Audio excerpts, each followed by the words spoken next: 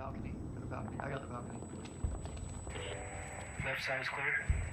What you're seeing on the screen right now is the latest footage from the game that was canceled back in 2009 because of the political mudsuckers that govern us, but is coming back from the grave and continuing production with the release hopefully coming sometime next year. Originally, the game was set to be released this year, but judging by how quiet the devs have been and looking at the footage they've just released here, it's probably going to be a bit longer than that. This game is called 6 Days in Fallujah. If you've never heard of this game before, it's a first-person shooter coming to both PC and consoles.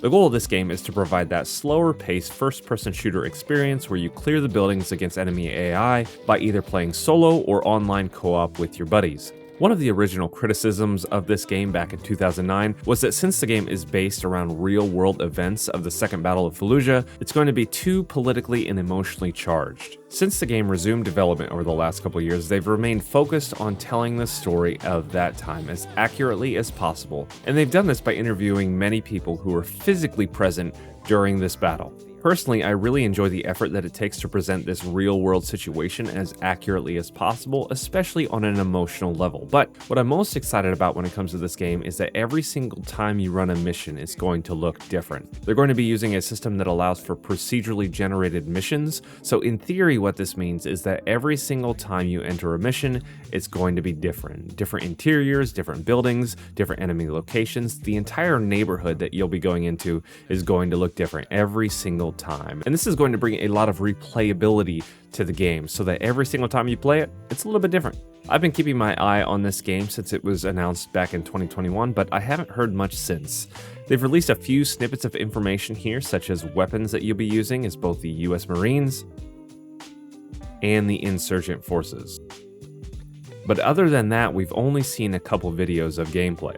Now I'm just going to play this footage for you. It's only about a minute long, so you can take a look at things and see what's going on. I think one of the things that stands out, even though it's a pre-beta build, is that the animations still seem very, very clunky when they're stacking up against the door and then especially breaching.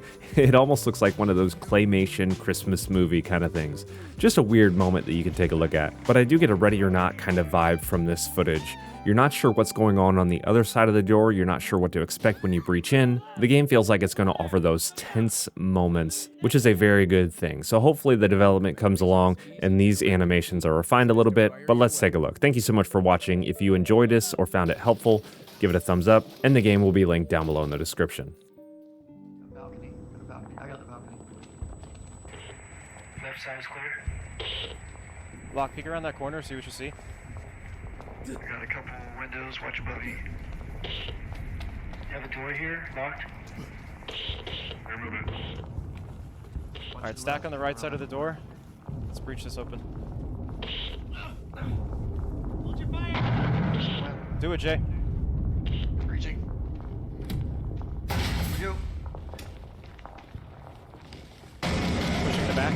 Gotta watch the back hallway. Contact to the right, heavy contact.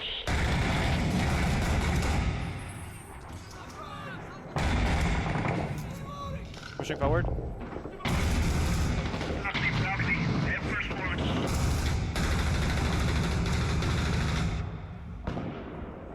Here, I gotta check. Contact down. Vaulting over. Contact.